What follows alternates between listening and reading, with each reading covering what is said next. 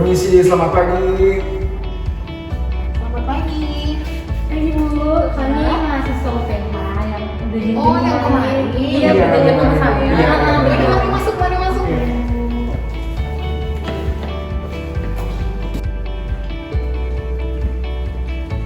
Ayo mari sini, duduk sini yuk. Ini ada anak saya namanya Yomas. Halo. Iya. Ini ngambil kalau mau. Iya, terima kasih banyak.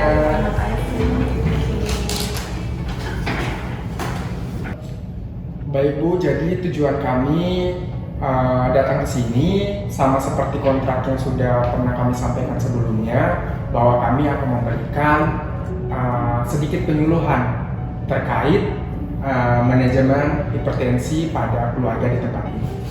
Jadi perkenalkan, saya Anugrah. Nanti saya akan menyampaikan materi terkait hipertensi ini, penyuluhan hipertensi ini, dan ada teman saya Lisa.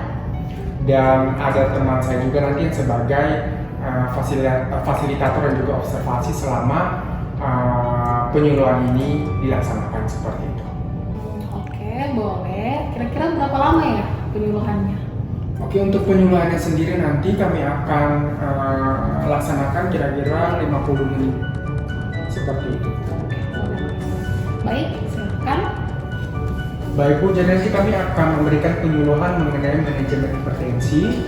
Nah, jadi nanti kami sudah mempersiapkan media. Nanti ada media leaflet. Nah, nanti media leaflet ini kami bagikan ke adik Yowas dan juga kepada Ibu. Nanti bisa dibaca terkait materi-materi mengenai manajemen hipertensi di dalamnya. Oke, boleh bagikan?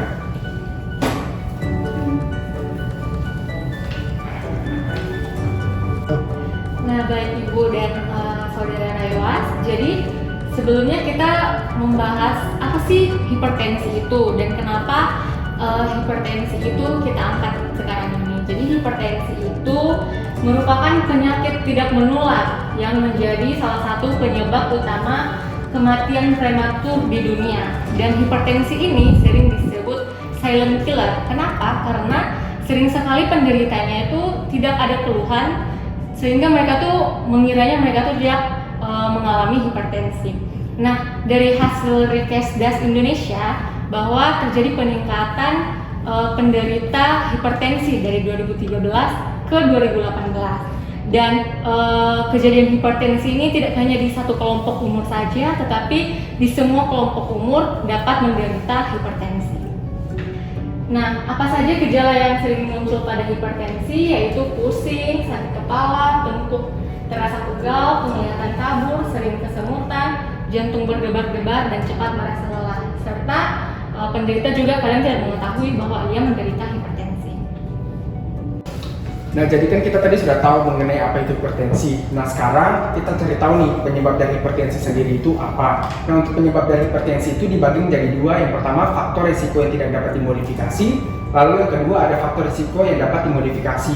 Nah, untuk faktor risiko yang tidak dapat dimodifikasi ini terbagi menjadi tiga, yaitu ada keturunan, usia, dan juga jenis kelamin. Nah, kalau untuk keturunan sendiri atau genetik ini, jika memang dari keluarga ibu ada mengalami penyakit hipertensi atau menderita penyakit hipertensi, kemungkinan besar anaknya juga mengalami penyakit hipertensi, karena penyakit hipertensi ini adalah penyakit yang turun-temurun seperti itu. Dan juga usia, karena semakin meningkatnya usia maka resiko untuk terjadinya hipertensi itu semakin tinggi. Lalu ada jenis kelamin.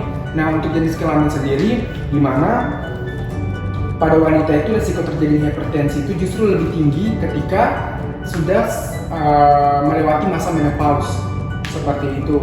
Nah, jadi itulah yang menjadi faktor-faktor yang tidak dapat dimodifikasi. Lalu ada faktor risiko yang dapat dimodifikasi itu seperti garam, kolesterol, obesitas, stres, rokok, kafein, dan juga kurangnya olahraga seperti itu. Dek, Ibu mau nanya, kan yang faktor risiko yang dimodifikasi itu ada salah satunya garam. Nah, saya sendiri kan ibu rumah tangga, suka masak dong pasti ya. Jadi kan pasti penggunaan garam. Kalau boleh tahu kenapa ya garam itu dapat menjadi penyebab hipertensi? Oke, bagus Bu pertanyaannya. Jadi kenapa garam bisa menjadi pemicu untuk terjadinya hipertensi? Karena garam ini sifatnya menahan cairan Bu, seperti itu cairan di dalam tubuh. Nah, jika cairan di dalam tubuh tersebut tertahan akibat dari garam ini, nah hal itulah yang dapat menyebabkan dari hipertensi itu sendiri, seperti itu.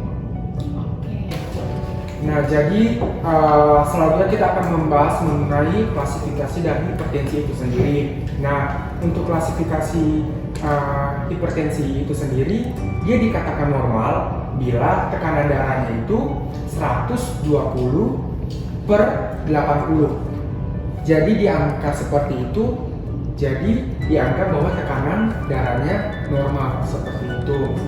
Lalu bisa dikatakan awal dari hipertensi kayak gitu, itu jika tekanan darahnya itu dari rentang 120 sampai di angka 139, itu yang atasnya Bu, namanya sistol.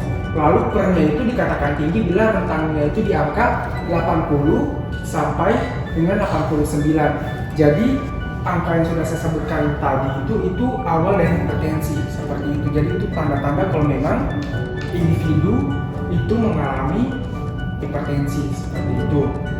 Lalu dikatakan hipertensi tingkat 1 bila tekanan darahnya itu sudah berada di angka 140 sampai 159/90 sampai 99 seperti itu. Jadi memang jika tekanan darah dari seseorang atau individu sudah berada di angka demikian, berarti sudah termasuk hipertensi tingkat, ya benar, tingkat pertama seperti itu. Lalu hipertensi tingkat kedua itu angkanya itu sudah lebih dari 160 per bawahnya 100 seperti itu. Lalu untuk hipertensi sistolik terisolasi itu, ini memang sudah tekanan darah yang sangat tinggi, yaitu 180/120. Jadi kalau memang sudah berada di angka seperti ini, alangkah baiknya langsung bisa memeriksakan diri atau kontrol ke dokter seperti itu. Oh iya Bu, kalau boleh tahu terakhir diukur tekanan darah Ibu berada di angka berapa ya?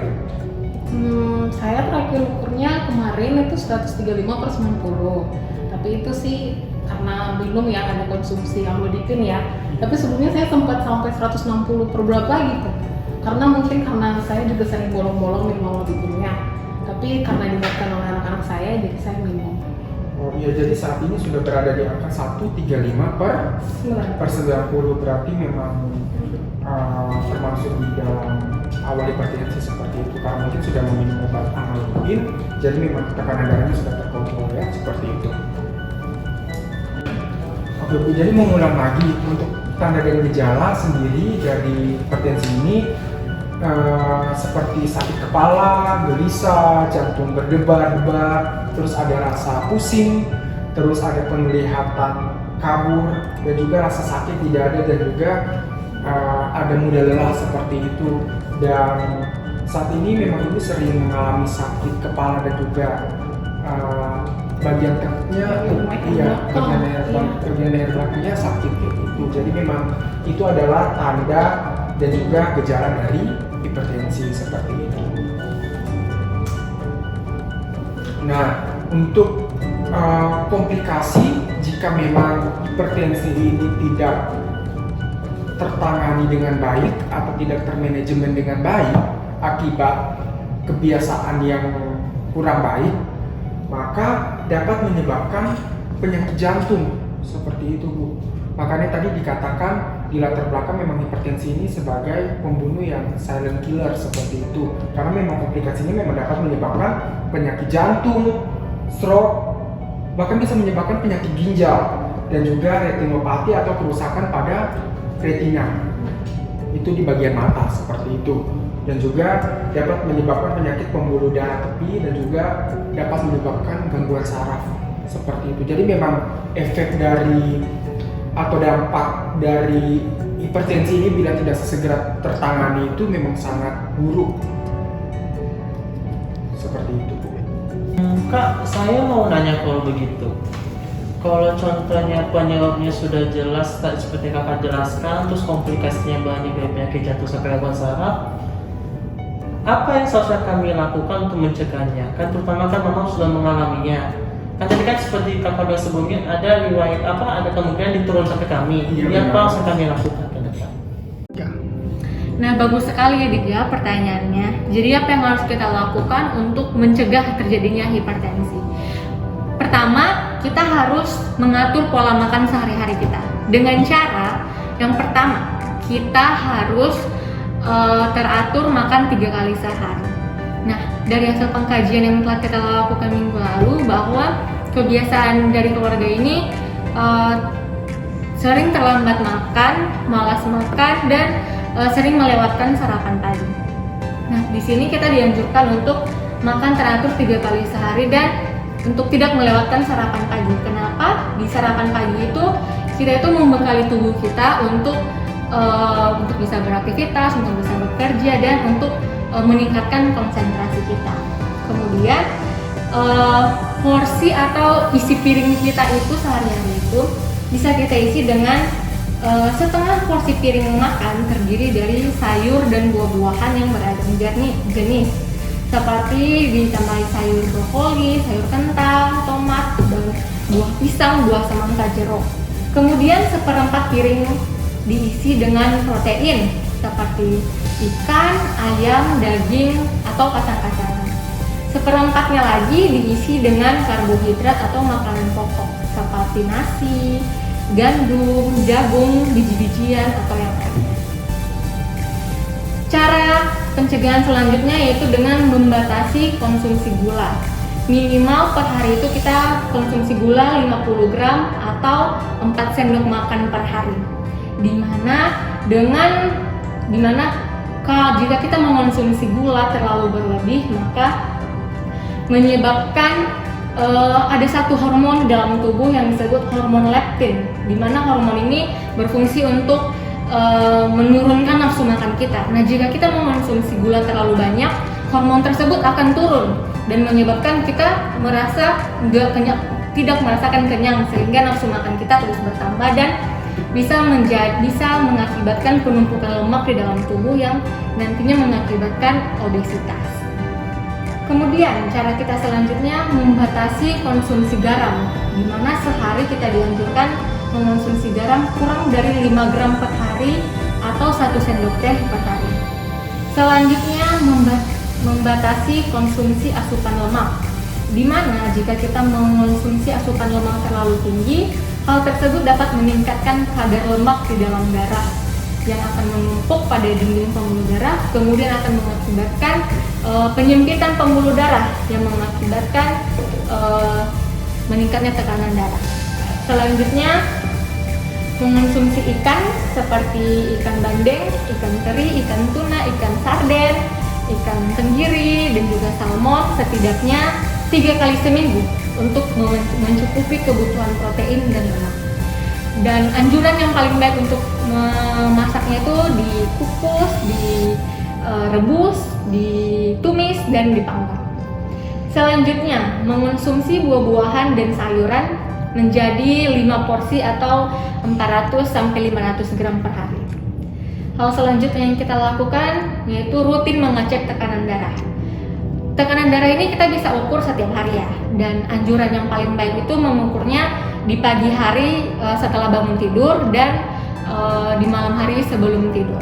Hal ini bagus kita lakukan untuk membandingkan nilai tekanan darah kita sebelumnya dan kita bisa lihat apakah kita menderita hipertensi atau tidak.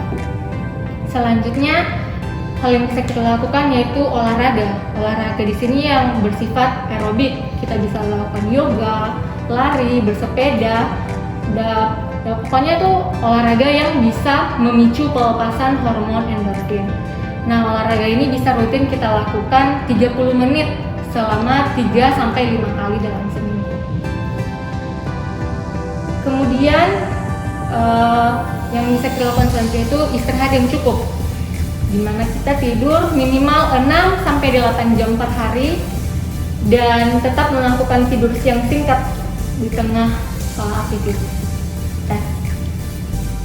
Kemudian mengelola stres dengan baik ya. Kita di sini bisa melakukan stres dengan melakukan coping yang efektif. Dari hasil pengkajian minggu lalu, Ibu mengatakan bahwa coping stres yang sering dilakukan yaitu menonton ya. Itu bisa dilakukan juga menonton. Kemudian melakukan hal-hal yang kita sukai, hobi kita seperti berkebun. Kemudian kita juga jangan memendam beban kita sendiri. Kita menceritakan keluh kesah kita kepada orang yang bisa kita percaya. Jadi saya juga ingin menambahkan ya, Dik, terkait pencegahan dari hipertensi ini. Nah, itu yang ada di poin mengenai istirahat dan juga olahraga seperti itu. Nah, untuk olahraga sendiri ini, jangan lupa sebelum melakukan olahraga itu bisa dilakukan pemanasan terlebih dahulu. Nah, pemanasan ini bisa dilakukan kira-kira 10-15 menit sebelum melakukan aktivitas olahraga. Jadi itu harus wajib dilakukan. Dan juga setelah selesai olahraga, alangkah lebih baiknya kita melakukan pendinginan atau peristirahatan sebelum melakukan aktivitas selanjutnya seperti itu. Jadi memang kedua hal itu memang harus wajib kita lakukan saat aktivitas olahraga ini. Dan juga untuk istirahat sendiri, tadi benar yang kata teman saya sampaikan, memang kita jangan pernah melewatkan yang namanya tidur siang seperti itu, karena memang tidur siang itu memang sangat baik dan itu memang dapat meminimalisirkan terjadinya hipertensi. Dan juga dari penelitian sebelumnya itu memang alangkah baiknya saat istirahat atau tidur di malam hari itu lampu harus dalam keadaan mati seperti itu, karena dengan saat lampu keadaan mati itu memaksimalkan yang namanya hormon melatonin.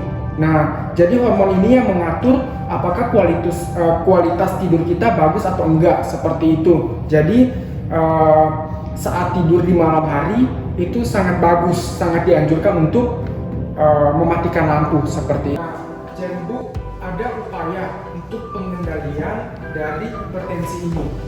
Seperti yang Ibu, karena Ibu kan sudah mengalami hipertensi, jadi ada upaya untuk pengendalian dari kejadian hipertensi ini sendiri.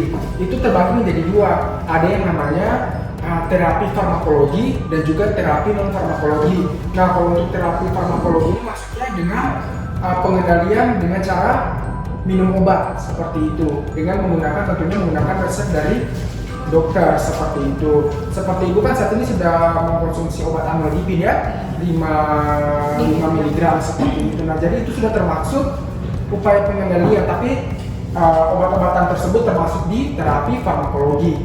Lalu ada terapi non farmakologi ini. Nah, untuk terapi non farmakologi ini seperti makanan yang tadi sudah sempat teman saya jelaskan kayak gitu kan, ada istirahat yang cukup seperti itu, ada mengurangi makanan-makanan yang berlemak atau mengurangi kandungan garam seperti itu, dan juga melakukan aktivitas atau olahraga kayak gitu. Nah, jadi hal-hal itu bisa mengendalikan dari hipertensi sendiri seperti itu.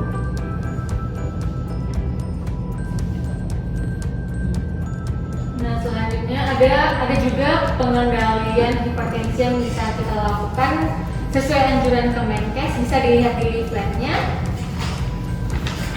di belakang ya.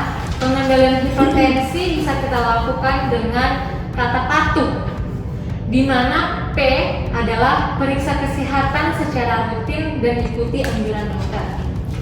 A. Atasi penyakit dengan pengobatan yang tepat dan teratur. T. Tetap diet dengan gizi seimbang. U. Upayakan aktivitas fisik dengan nyaman. Dan H. Hindari asap rokok, alkohol, dan zat karsinogenik lain. Oke, jadi tadi singkatannya apa, Ibu Adik? Patuh ya. Jadi memang singkatan patuh ini memang harus diterapkan. Namanya juga patuh, jadi hal tersebut yang bisa mengendalikan dari hipertensi tersebut. Jadi memang patuh itu harus diingat baik-baik ya. Ibu, Adik, penjelasan dari teman-teman saya sudah selesai. Namun jika ada pertanyaan, boleh ditanyakan secara langsung ya. Oke, saya ingin bertanya lagi ya adik-adik ya. Untuk bagian riset tadi yang dijelasin, pengendalian hipertensi ada patuh. Di bagian U-nya, upayakan aktivitas fisik dengan aman. Kira-kira buat saya, anjuran apa sih yang tepat untuk saya dan keluarga saya aktivitas fisik yang aman itu? Oke, baik Bu, pertanyaannya bagus sekali ya. Nah, jadi upaya aktivitas fisik yang bisa diterapkan dalam keluarga ini, yaitu tadi sebelumnya seperti kami sudah jelaskan, seperti kayak ada olahraga aerobik seperti itu kan, ada bersepeda santai, ada lari seperti itu.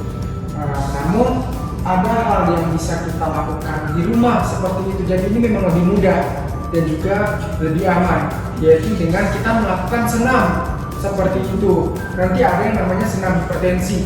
Nah, jadi nanti setelah selesai tanya jawab ini, nanti kami akan mempraktikkan seperti apa senam dari hipertensi itu sendiri. Baik Bu, jadi kita sekarang mau mempraktikkan senam hipertensi itu sendiri. Nanti kita sama-sama melakukannya ya Bu. Jadi kita sama-sama belajar seperti itu. Yuk, ayo. 1, 2, 3, 4, 5, 6,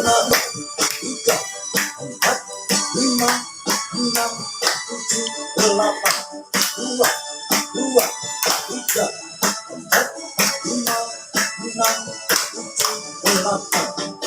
Kita gerakan sama-sama ya Bu. Bisa ikut gerakannya ya. Oke, belajar sama-sama.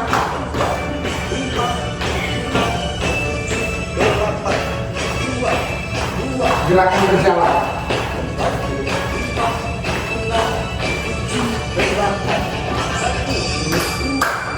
Tepuk kedua tangannya seperti itu. 2 kali 8.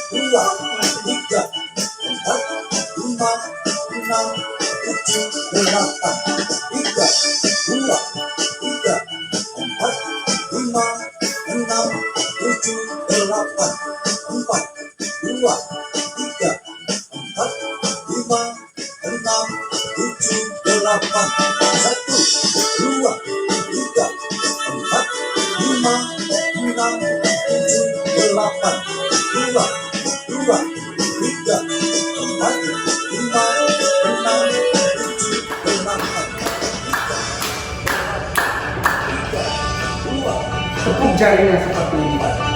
Jadi jarinya ditekuk ya.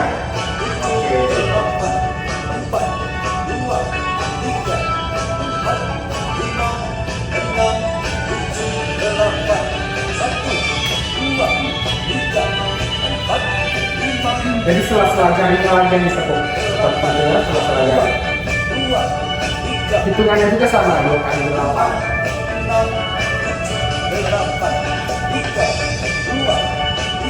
Selain ibu jarinya. Selain jarinya gini, dari posisi gini ya.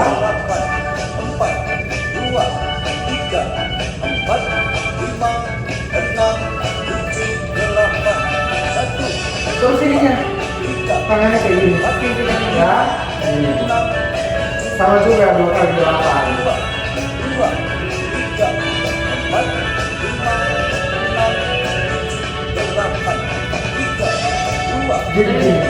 Jadi kebalikannya lagi, sekarang posisi jempolnya lagi.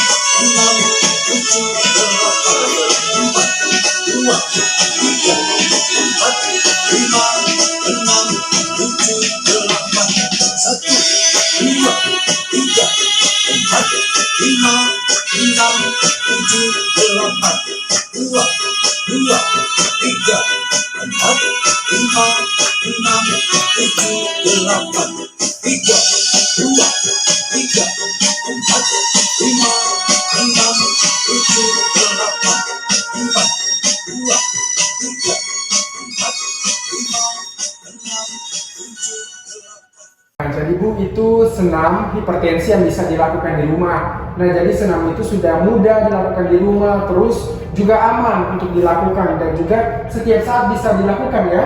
Kayak gitu kapanpun, kalau memang ada waktu senggang buat adik Yowas dan juga ibu-ibu bisa mempraktikkan tadi senam yang sudah kita belajar bersama-sama, yaitu senam hipertensi ya.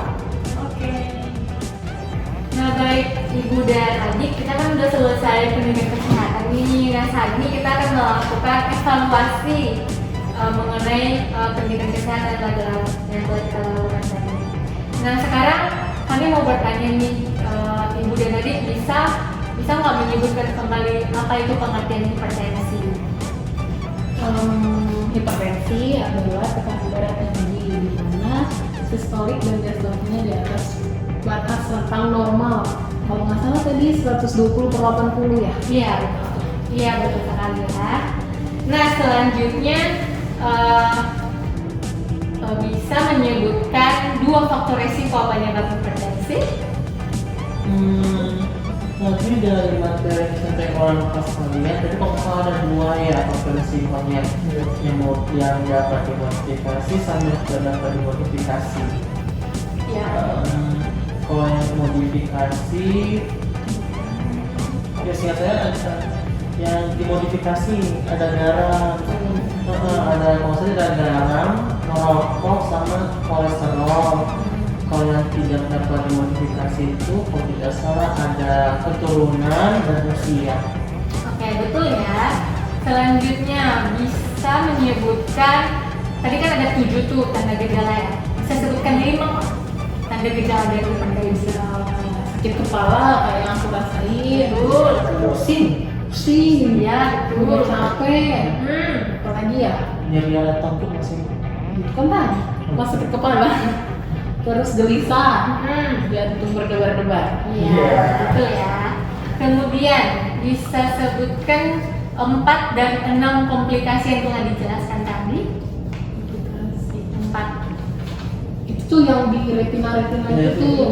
Iya, Iya, retinopati, saraf, ya, stroke, Ya. Iya benar.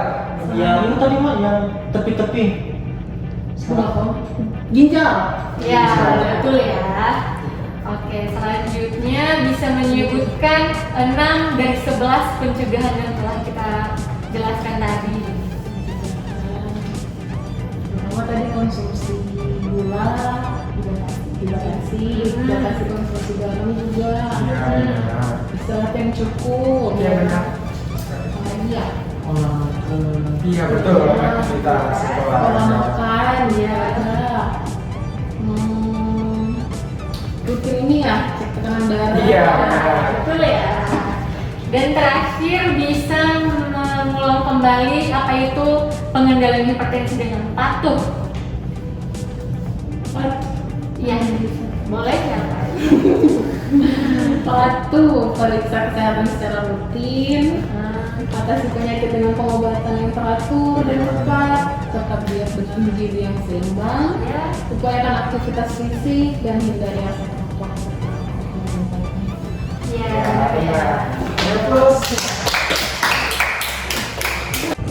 Nah, jadi kesimpulan di pagi hari ini terkait pendidikan kesehatan yang sudah kita bahas bersama-sama, yaitu bahwa penyakit hipertensi tersebut merupakan penyakit keturunan dan juga dikatakan hipertensi bila tekanannya tadi 120/80. Nah, jadi kalau sudah lebih dari rentang angka demikian, nah itu sudah bisa dikatakan awal hipertensi seperti itu. Dan juga tadi hipertensi itu bisa dikendalikan dengan patuh seperti itu. Tadi patuh tadi ibu juga sudah bisa jelaskan, tadi adik juga sudah bisa jelaskan.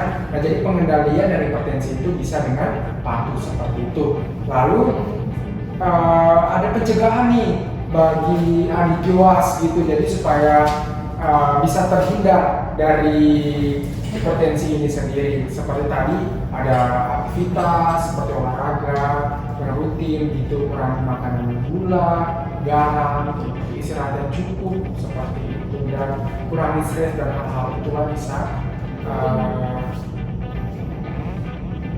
pencegahan untuk terjadinya hipertensi seperti itu. Dan juga mengecek tekanan darah. Iya, betul, mengecek tekanan darah secara rutin.